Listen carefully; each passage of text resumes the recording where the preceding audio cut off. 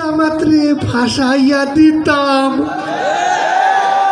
আমরা জামাত বিএনপিরে জেলে ঢুকাইয়া দিতাম।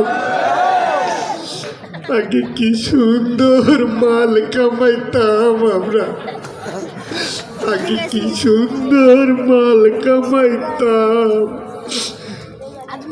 করি যে ভাবো না, ক্ষমতা কি পাবো না,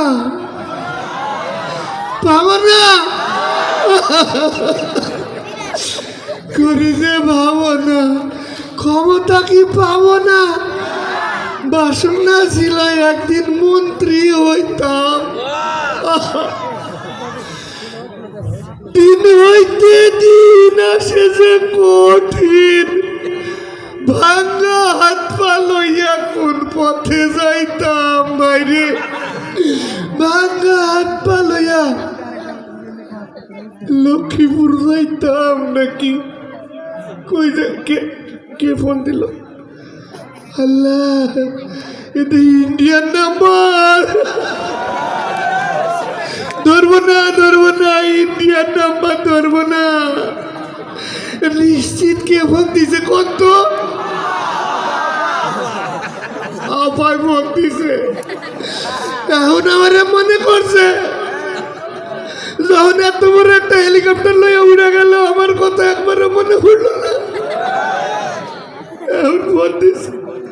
ধরবো না ভাই, এ পর্যন্ত যে কয়জন ধরছে ডাক্তার ইউসুফ সরকার তারই ধরে লাইছি। ধরুন না, পুলিশে ভাগটা যাই, এই দলের জন্য কত কিছু করছি, জীবন যৌবন সব শেষ করে দিচ্ছি। আরে এখন আমার কি অবস্থা ভাই।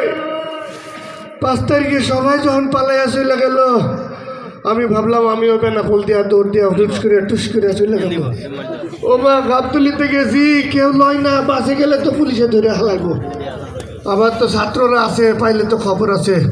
একটা ড্রাইভারে কইলাম, ভাই একটু বেনাফুল পাঠাই দে।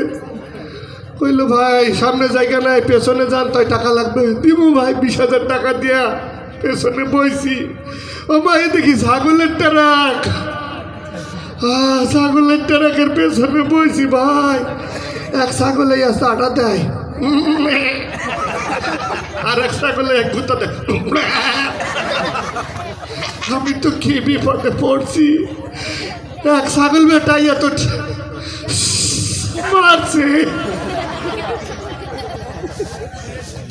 ও আল্লাহ, কোন জায়গায় আইলাম?